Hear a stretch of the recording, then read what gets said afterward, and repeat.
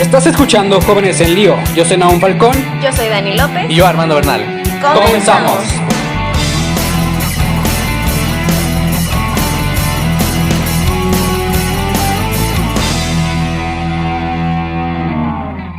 Bienvenidos una vez más a un nuevo episodio de su podcast favorito, Jóvenes en Lío. Como siempre, el día de hoy me encuentro con Armando y con Nahum, ya presentes todos otra vez, reunidos de nuevo. Armando, Nahum, ¿cómo están? Muy bien, aquí en otro episodio más, aquí en compañía de ustedes, de todos los que nos están escuchando en sus casitas. Y pues vamos a darle. Sí, muy bien. Yo contento y emocionado porque el día de hoy cerramos una trilogía que en lo personal me ha gustado mucho. No sé qué opinan ustedes. La verdad es que esta trilogía me ha encantado todo lo que hemos platicado. Y hoy pues vamos a cerrar con un broche de oro. No, la verdad es que sí. Lo que más me ha encantado es que hemos tenido invitados especialísimos, o sea, importantes, que saben y que nos han guiado como nunca. Y bueno, el día de hoy no nos vamos a quedar atrás y tenemos a un invitado. Él es el padre José Manuel Reyes de los Legionarios de Cristo Rey y pues les voy a platicar un poquito de su trayectoria. Él es originario de Purépero, Michoacán, estudió en los centros vocacionales de los Legionarios en la Ciudad de México, en Guadalajara y en Gozzano, que es una ciudad, o bueno, un pueblito en el norte de Italia. También él ingresó al noviciado de la Legión de Cristo en la misma localidad de Gozzano y cursó estudios de humanidades clásicas en Salamanca, allá en España.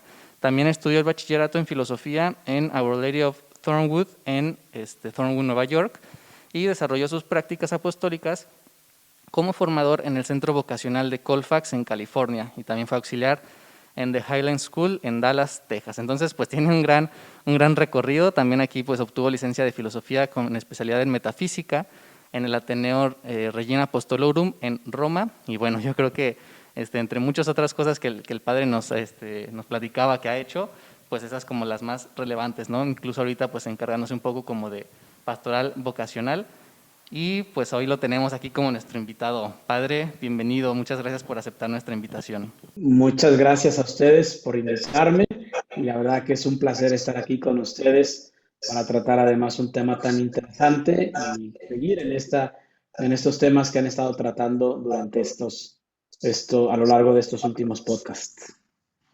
Muy bien, espero que este podcast pues sea igual de fructífero que los otros dos que tuvimos en esta trilogía. Y nada más haciendo como un pequeño recuento de lo que hemos visto hasta ahora en la trilogía. Si recuerdan, pues el primer episodio fue justamente con el padre Tomás, aquí de la parroquia, y hablábamos justamente sobre si el sufrimiento tiene algún sentido, ¿no? O sea, ¿cuál es el sentido del sufrimiento? ¿Por qué hay dolor en el mundo, ¿no? Si se supone que Dios es bueno y por qué existe. Después hablamos un poquito sobre la verdad, si Dios es la verdad o no. Y hoy la pregunta detonante de este episodio es justamente si el hombre necesita de Dios. Ya vimos algo sobre el sufrimiento, ya vimos algo sobre la verdad. Hoy vamos a hablar sobre la necesidad del hombre de Dios. Entonces, creo que podemos abrir con una primera pregunta, para empezar, padre, no sé si le parezca, y es justamente explicar si el ser humano tiene una dimensión espiritual.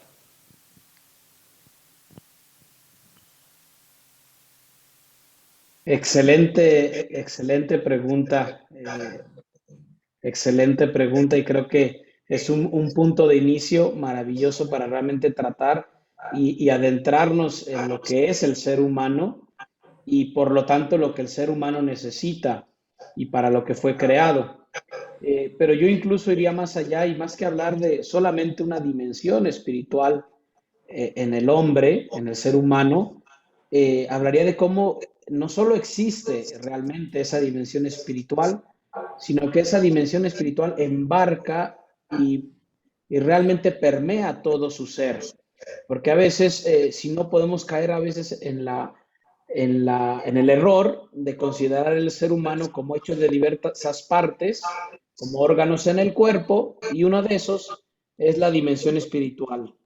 Y luego está la dimensión material, ¿no? Cuando en realidad, pues es una unidad que permea completamente, y por lo tanto no podemos hacer a menos de ella sin dañar profundamente al ser humano, ¿no? Sin quitarle no solo parte de su esencia, sino todo lo que es, y para lo que está llamado a ser.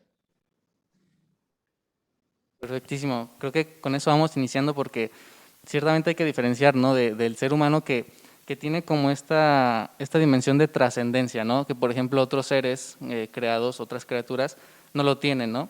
El ser humano en cambio sí, o sea, el ser humano es un ser abierto a Dios, ¿no? Abierto a la trascendencia, que puede llegar a más. Y yo le quiero preguntar, padre, porque hace poquito, justamente pues ahí en la universidad en la que estamos, llevamos una materia que se llamaba Persona y Humanismo. Y en esa materia hablaban como de la dimensión del ser humano, y se hablaba que el ser humano tiene una dimensión física, que es como pues su corporeidad, tiene una dimensión mental o cósmica, por así decirlo, o sea, que lo relaciona con el mundo, y hablaba un poquito como del alma, y aparte ponía como toda esta cuestión del espíritu. Entonces a mí me surgía la pregunta de ¿cuál es la diferencia entonces, según la fe católica, entre el alma y el espíritu? Sí, muy buena pregunta. Y es una pregunta que realmente se tiene que ir un poquito atrás en el tiempo y en la reflexión que ha hecho la misma filosofía cristiana y la teología cristiana sobre nuestra fe, a partir tanto de la experiencia filosófica que nos viene sobre todo de Grecia, y a partir también y sobre todo de la experiencia religiosa que encontramos desde el Génesis y hasta el Apocalipsis. En algunas concepciones más dualistas que la Iglesia ha adoptado en muchas ocasiones entre materia y forma, se habla del cuerpo como la materia del ser humano y el alma como la forma. Y en esta concepción solo hay espacio para esa distinción, una parte corporal material y una parte espiritual que da vida y es principio de la acción del ser humano. Y en esta concepción alma y espíritu se equivalen, serían lo mismo. Sin embargo, en una visión que ha presentado también importantes teólogos cristianos y santos como San Agustín, el ser humano, y reflejando también a la Trinidad de Dios, encuentra esa división más que en cuerpo y alma, un cuerpo, alma y espíritu. Esta concepción habla de alma como principio de vida. El cuerpo, por una parte, es un ser inanimado de suyo por la materia, y el alma, por lo tanto, es lo que el principio de la vida de este ser. Pero el alma, desde el punto de vista filosófico, siempre se ha distinguido en los seres vivos. Se habla, digamos, de un alma para todos los seres vivos, porque todos tienen un principio de vida. Y entonces, en esta concepción, en esta forma de entenderlo, hay un alma vegetal, un alma animal y un alma espiritual. Un alma vegetal es el principio de vida propio de las plantas, de los vegetales, es decir, aquello que les da el soplo de vida, la unidad desde la cual son un ser único. Un alma animal se refiere pues a ese principio de vida y de actividad que encontramos en los animales, que tienen una unidad, un principio, un fin, y por lo tanto podemos hablar efectivamente de una muerte cuando el alma se separa del cuerpo. Y un alma espiritual es la propia de los seres espirituales, como es el hombre. Es decir, un elemento que no solo es principio de vida, o de una vida vegetal o animal, sino una vida abierta al espíritu, es decir, a lo inmaterial. En esta concepción, el espíritu es lo que diferencia el tipo de alma, y por lo tanto podemos hablar de alma y de espíritu. El alma como aquel principio de vida del ser humano, y el espíritu o lo espiritual como el tipo de alma del ser humano. Por ahí, en alguna reflexión sobre qué es un ser humano, en las definiciones aristotélicas, en las que quieren poner un género y luego una diferencia específica, se dice que el hombre o la mujer es un animal racional. Es decir, un ser animal, es decir, con una alma, racional, es decir, espiritual. Hay quienes le dan la vuelta y lo hacen también de una forma muy interesante. Por ahí una reflexión del padre Ramón Lucas Lucas, experto en temas de antropología humana. Él dice, sí, el hombre es un animal racional, pero realmente el hombre es también un espíritu encarnado. Es decir, cuando hablamos de animal racional, hablamos de un ser material que recibe un espíritu. Cuando hablamos de un espíritu encarnado, lo vemos desde otro punto de vista, al mismo ser.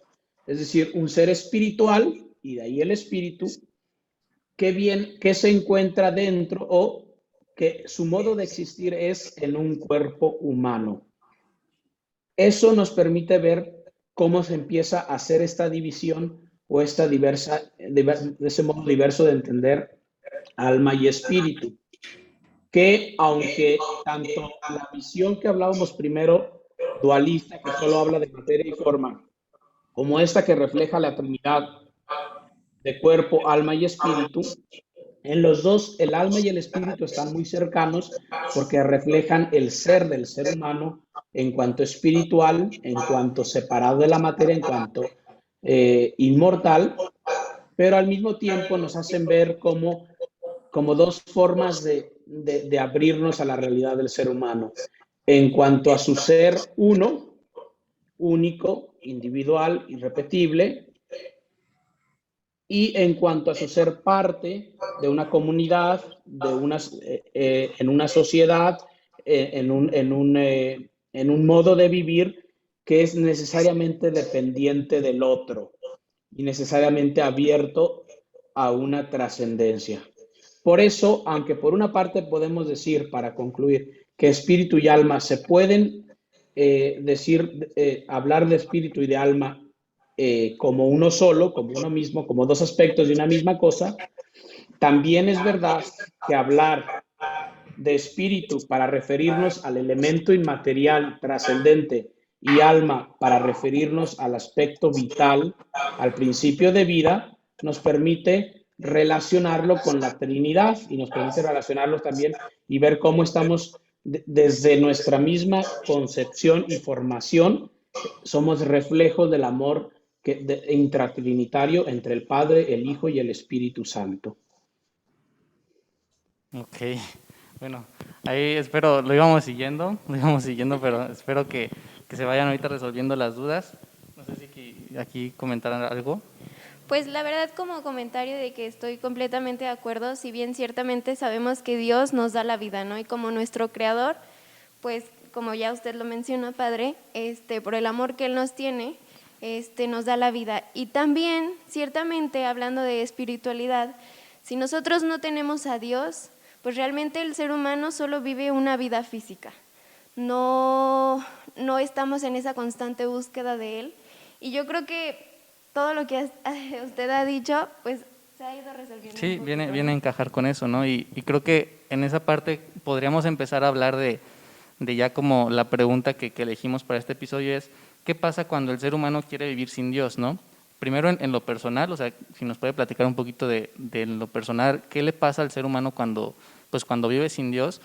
Y quizás después podamos entrar como a la parte de qué pasa cuando la sociedad quiere vivir sin Dios, ¿no? Que es un poquito lo que San Juan Pablo II llamaba como secularización. Entonces, si abordamos primero en lo personal y después en sociedad. Sí, efectivamente. Creo que podemos poner una imagen ahí que está muy de moda tanto en la televisión como en las películas, como en los videojuegos, que es el tema de los zombies.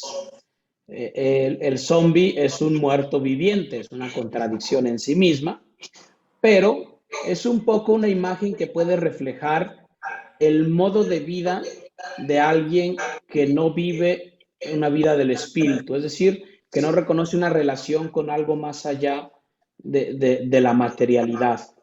Sí vive y se mueve y actúa y realiza muchas actividades, muchas de ellas de provecho, muchas de ellas muy buenas, muchas de ellas que incluso humanamente dan una satisfacción, pero lo hacen como un zombie, es decir, sin vivir plenamente. Hay una vida plena, una totalidad un segundo nivel de vida que se está quedando bloqueado, se está quedando limitado por la materialidad. Y esto es también consecuencia del pecado original. Lo vivimos también nosotros personalmente cuando, por ejemplo, tenemos la desgracia de pecar o de alejarnos de Dios, o supuestamente, según nosotros, alejarnos de Dios, porque sabemos que no hay ningún lugar al que podamos ir que estemos lejos de Él.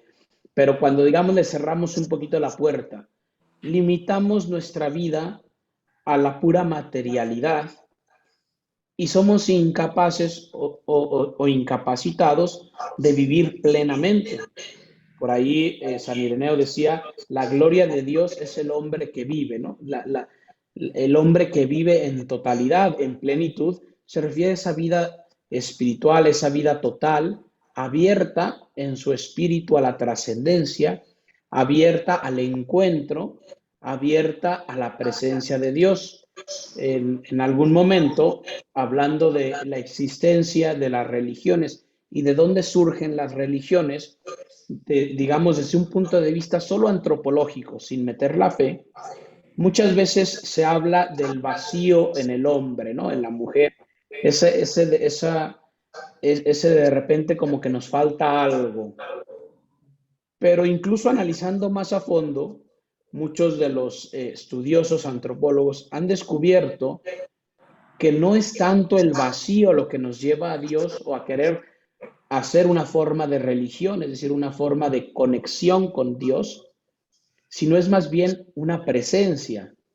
Es la presencia que sentimos en nuestro corazón, en nuestra conciencia, en nuestro caminar, que nos hace darnos cuenta, sí, del vacío, pero nos hace también querer llegar a esa presencia.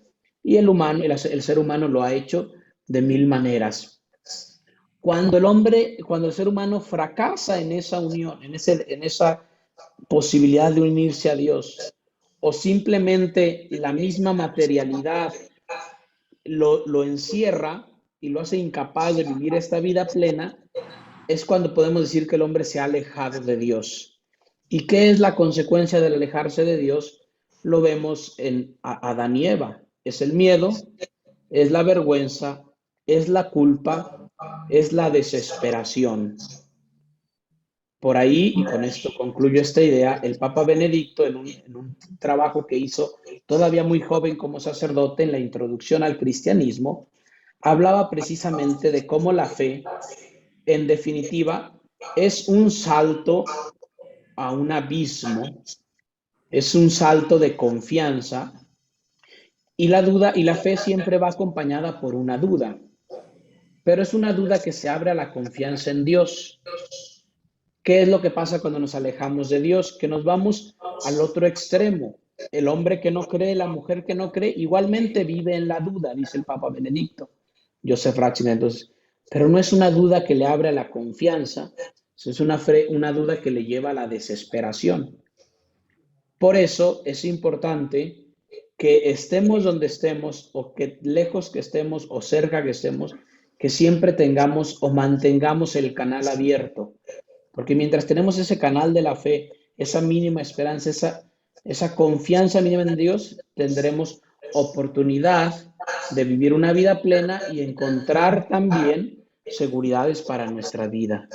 Mientras que si cerramos esa posibilidad, si nos cerramos a solo la materialidad, a vivir solamente por lo material, pues seremos incapaces de encontrar esa rendija de luz que nos da esperanza, que nos da confianza y que nos hace descubrir el plan tan grande y tan maravilloso que Dios realmente tiene para cada uno.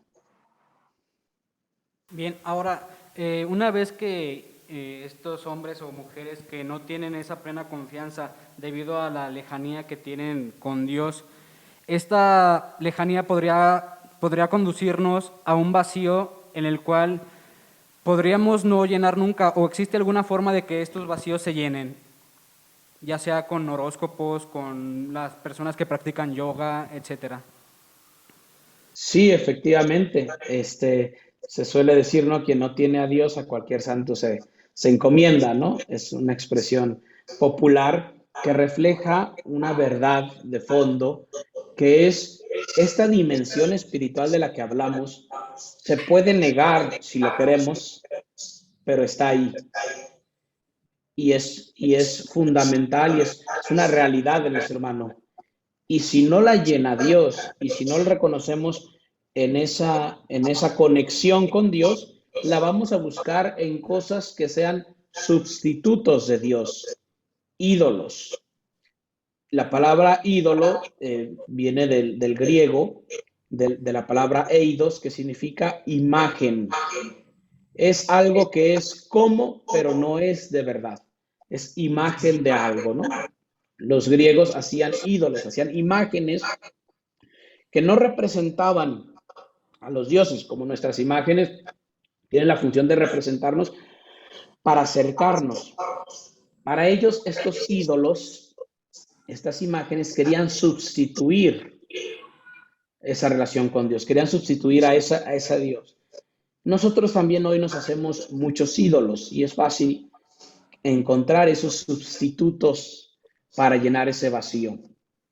Muchas veces los más obvios son los que mencionabas, horóscopos, chakras, formas de meditación orientales en los que se busca solo un beneficio inmediato. Cualquier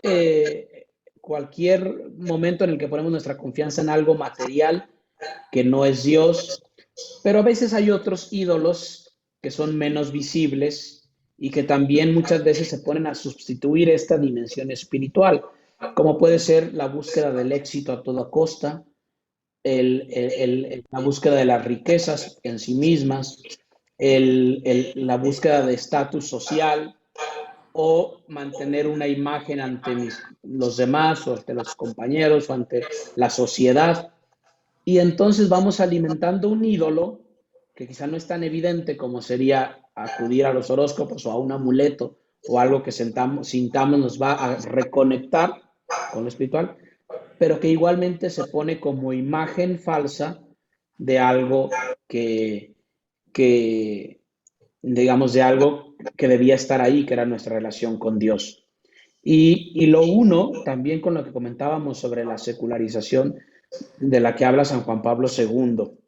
Es interesante, no sé si nos damos cuenta, pero entre más iluminada parece estar la sociedad, entre más conocimientos hay, entre más se ha aumentado y crecido en la técnica, en la ciencia, entre más confiamos en la ciencia, más proliferan estas otras, estos otros sucedáneos, estos horóscopos y demás, que en teoría pues deberían desaparecer, ¿no? Es algo que es paradigmático, nos muestra cómo efectivamente a lo mejor hemos avanzado mucho en unas cosas, pero nos hemos alejado de Dios como sociedad. Porque en esa sociedad secularizada en la que se ha puesto a Dios, se ha confinado a Dios a la iglesia y se le han cerrado las puertas, parecería que la ciencia quiere tomar el puesto de Dios, pero es una ciencia sin fundamento que permite que luego haya una proliferación realmente pues muy grande de todas estas, de estos rellenos, horóscopos, chakras, yoga, y basta ir por la calle manejando, viendo los postes y tal, la cantidad de tarot, de mensajes, de soluciones alternativas que parecería que una sociedad aparentemente iluminada pues no reconocería, lo cual nos va a mostrar también que efectivamente hay un vacío espiritual que estamos tratando de llenar pues con cualquier cosa que nos dé algún sentido de seguridad, porque nuestro corazón, lo dice San Agustín, nuestro espíritu está inquieto hasta que descanse en Dios. Y si no descansa en Dios, va a buscar en cualquier otro lado. Ok, yo creo que lo veo como, así viendo un poquito en el transcurso histórico, o sea, cuando San Juan Pablo II realmente se puso a hablar de secularización, era como ese momento en el que pues la humanidad estaba tan golpeada que empezó a, como usted decía, alejarse de Dios, y obviamente al alejarse de Dios, pues empieza a sentir esa ausencia, ¿no? Usted decía que el ser humano se puso como a pensar en religiones o empezaron a surgir las religiones no tanto por un vacío, sino porque sentían una presencia. Entonces, a la sociedad que le dice no a Dios, la sociedad que se aleja de Dios, pues obviamente lo empieza a resentir, ¿no? Y hoy en día pues está todo esto que nosotros conocemos, ¿no? Tantas cosas que quieren suplir, pero que a mí me da mucha tristeza porque realmente no terminan llenando, ¿no? O sea, es como si uno tratara de tomar un tipo de suplemento a algo que no puede sustituirse con nada, que es, por ejemplo, esa relación que el ser humano tiene con Dios y que forma parte de su misma esencia, ¿no? Quizá para ir cerrando, no sé si quieran platicar un poco de lo que hemos abordado hasta ahorita. Sí, la verdad es que concluyendo y con los temas también, los temas anteriores que hemos visto, nosotros vemos que el hombre sin Dios no sabe quién es y a dónde va. Y la verdad es que a lo largo de la historia, como ya bien lo mencionamos a lo largo de este capítulo, el hombre siempre está buscando en qué creer.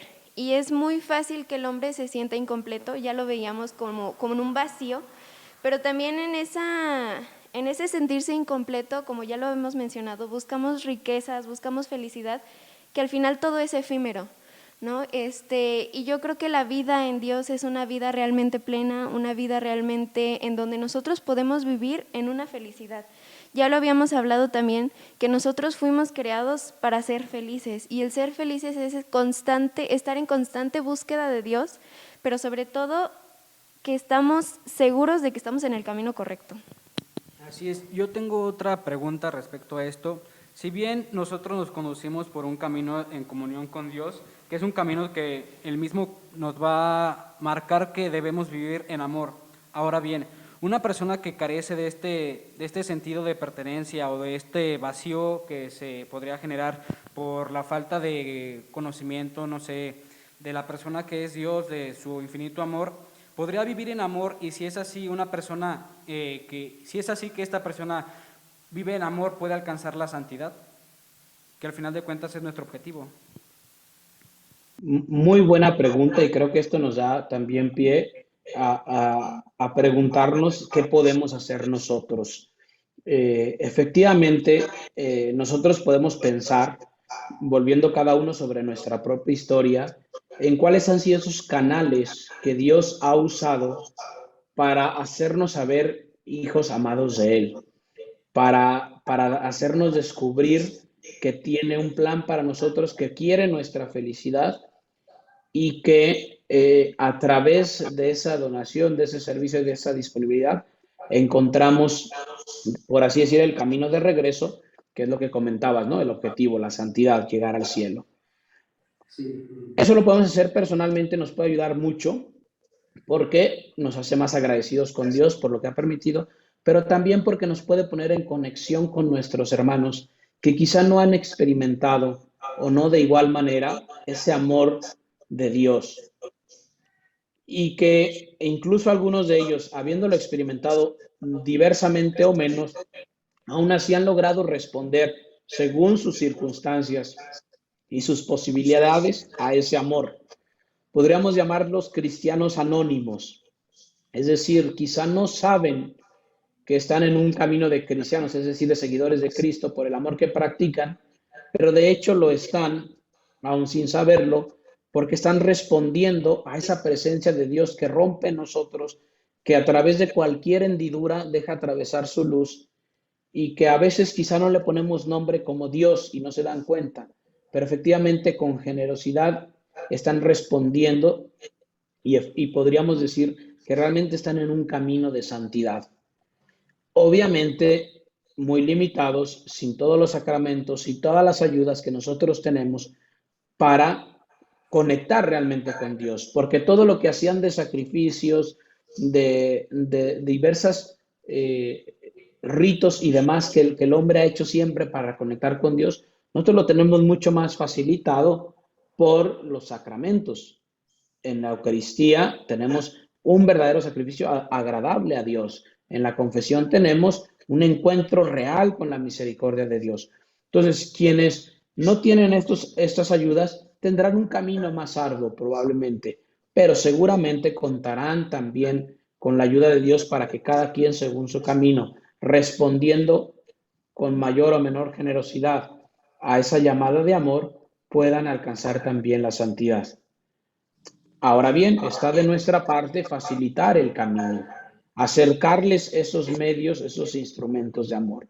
Y si volvemos sobre nuestra vida, nos damos cuenta que efectivamente muchas veces sí fue algún momento de gracia particular, pero muchas veces fueron personas, fueron nuestros padres, fueron nuestros amigos, fueron nuestros compañeros, fue un grupo parroquial, fue un sacerdote, fue una religiosa, fue un compañero, un alumno, que sirvió de instrumento de esa misericordia y que nos acercó a Dios y que nos permitió, por así decir, marcar ese confín entre lo humano y lo espiritual. Y por lo tanto, de ahí también podemos pedirle al Señor que seamos nosotros también instrumentos de esa misericordia, que a través de nosotros puedan recibir algo de luz. Dios es es todopoderoso y Él puede romper en nuestros corazones, puede iluminarnos con su luz y romper nuestras tinieblas y nuestros miedos y superar todo eso por sí mismo, pero también lo hace muchas veces a través de instrumentos, a través de quienes de alguna manera reflejan ese amor y acercan a esas personas a Dios. Y muchas veces, si así Dios lo desea, podemos ser nosotros esos instrumentos. Por lo tanto, aunque la respuesta es sí, también ellos pueden seguramente alcanzar la santidad y muchos lo están haciendo, también nos queda un gran trabajo, que es el de facilitar el camino, que es el de acercar la misericordia de Dios, acercar su luz a aquellos que por mil motivos no la han experimentado de la misma manera. Y aquí vuelvo, y con esto termino, a la idea que comentaba del Papa Benedicto sobre el valor de la duda en la vida del cristiano, que decía, sí es una duda que nos abre a la confianza, que nos abre a abrazarnos a Dios, a ponernos en sus manos, como un niño salta en los brazos de su padre, pero también, y este es el segundo punto que él menciona, la duda también nos hace más comprensivos y misericordiosos hacia quienes no han tenido la misma experiencia de fe que tenemos nosotros y nos hace más también humanos en la totalidad del sentido de la palabra humano para acercarnos a las heridas, a las llagas, a las necesidades de nuestros hermanos. Bueno, y al final fue esa misma duda la que pues nos tuvo aquí durante 3 semanas seguidas, hablando, ¿no?, de esas dudas que luego a nosotros nos surgen respecto a la fe y de tantas dudas que pudimos resolver en estos episodios. Hoy venimos cerrando con este episodio, hoy estamos cerrando esta trilogía que realmente, aunque empezó tratando de resolver dudas, yo siento que cualquiera que lo escuchó salió con al menos otras 3 dudas más. Y creo que así es esto, ¿no? Y usted lo mencionaba, al final, esa duda que nos abre a seguir buscando a Dios, ¿no? No es una duda que nos aleja de Él, sino una duda que nos invita a seguir buscando de Él. Y todos los jóvenes que nos están escuchando, yo creo que ese sería como el mensaje, si están de acuerdo, que quisimos dar como con esta trilogía. Las dudas siempre van a existir, ¿no? En el camino de la fe, la duda siempre va a existir, pero ustedes síganselas haciendo. Y no por eso se permitan ustedes alejarse de Dios. Pues vamos a terminar aquí porque el tiempo se nos está acabando. Entonces, pues Padre, nuevamente muchas gracias por acompañarnos, gracias por aceptar esta invitación, por estar aquí en este episodio. Gracias a ustedes. Pues los esperamos en los próximos episodios, no se los pierdan. Vienen muy buenos episodios, acuérdense que esta fue la primera trilogía de 3 que vamos a llevar a lo largo de esta temporada. Y pues los seguimos invitando a que nos compartan en todas sus redes sociales y a que nos sigan también. Y bueno, ya saben que nos encuentran en Facebook como Jóvenes en Lío, en Twitter como Jóvenes en Lío, en Instagram como jóvenes.en.lío y también en YouTube.